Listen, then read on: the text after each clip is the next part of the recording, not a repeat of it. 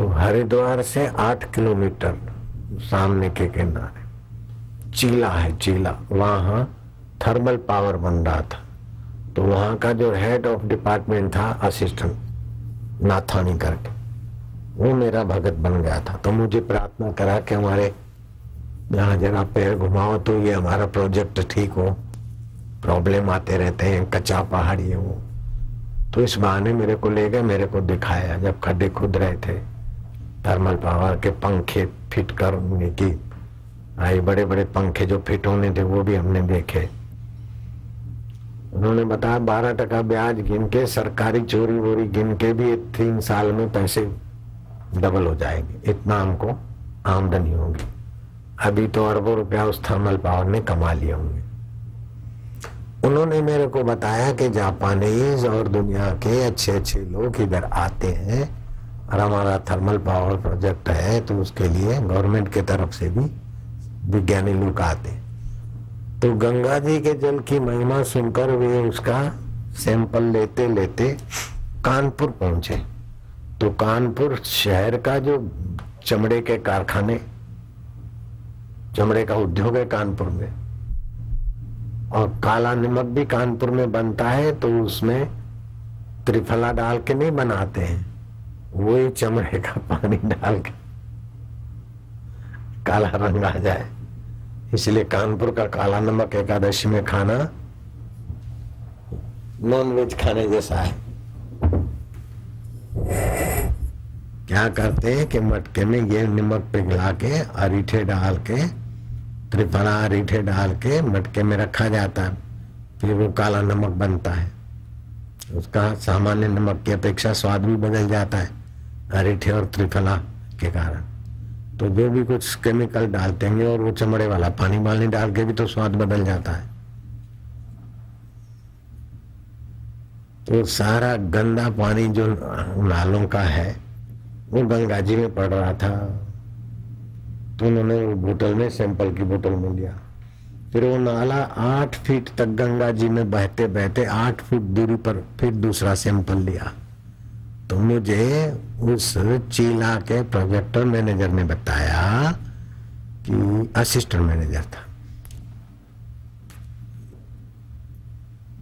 कि विज्ञानी लेबोरेटरी में चेक करते समय दंग रह गए कि नाला के पानी में जो बैक्टीरिया हानिकारक है, 8 फीट गंगा के पानी से मिले वो बैक्टीरिया गायब हो गए, और गंगा के बैक्टीरिया, पावरफुल बैक्टीरिया ने उनको अपने में आत्मसात कर लिया। हर्षिल नदी है या दूसरी ठंडी नदी तो विदेशों में बहुत है भाई, बर्फीला पानी है इसलिए खराब नहीं होता, ऐसी बात नहीं है। लेकिन ये सचमुच गंगा जी में ईश्वरीय प्रभाव है। और गंगा दशहरे के दिन भी वो ज्यादा होता है, पूर्णिमा और पर्व के दिन ज्यादा होता है। लोग नहाने को जाते, आनंदित होते गंगा किनारे। तो कहाँ एक राजा था और जच गई, तो तीतल मुनि के पास गए, और फिर उस राजा की लाई हुई गंगा कितने करोड़ों लोगों को तार चुके, और पितरों के हड्डियां डालने से उनकी सदगति, ये वरदान मिले तो हो रहा है। कई अकाल मरते हैं, ऐसा मरते हैं और परिवार को सपना देते हैं कि मेरी हड्डियां पड़ी है, आप उधर डाल दो। परिवार वाले डाल देते हैं, तो वो फिर देव स्वरूप में आकर उनको आशीर्वाद देते हैं सपने में कि हम अब सुखी हैं, हमारी सदगति हुई। तो जैसे आपकी ये दुनिया दिखती है, ऐसी आदिदैविक दुनिया भी है। भगवान परिश्रम से नहीं मिलते, भगवान मिले मिलाए हैं केवल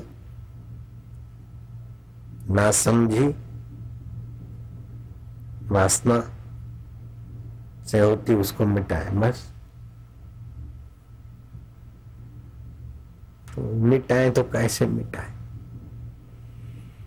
सत्संग से विवेक जगता जाएगा। बिन सत्संग विवेक न हो गई, राम कृपा बिनु सुलभ न सोई। विवेक एक तो होता है सामान्य विवेक, क्या खाना क्या नहीं खाना, क्या बोलना नहीं बोलना, ये व्यवहारिक विवेक होता है।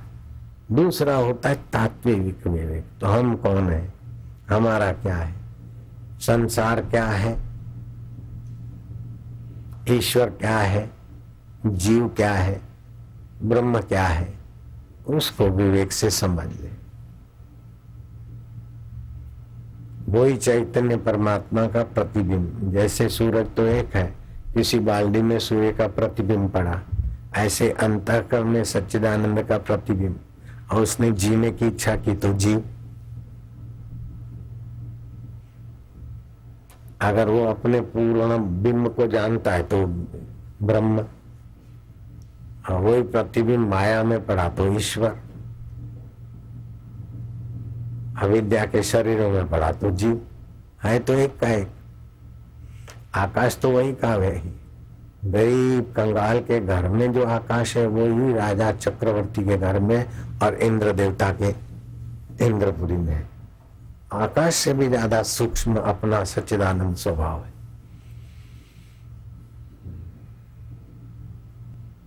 उसी स्वभाव में अनजाने में जाते, सुबह नींद में से उठते तो कैसा होता है, कुछ भी। कौन सी साधना करते उस समय, उसी में टिको।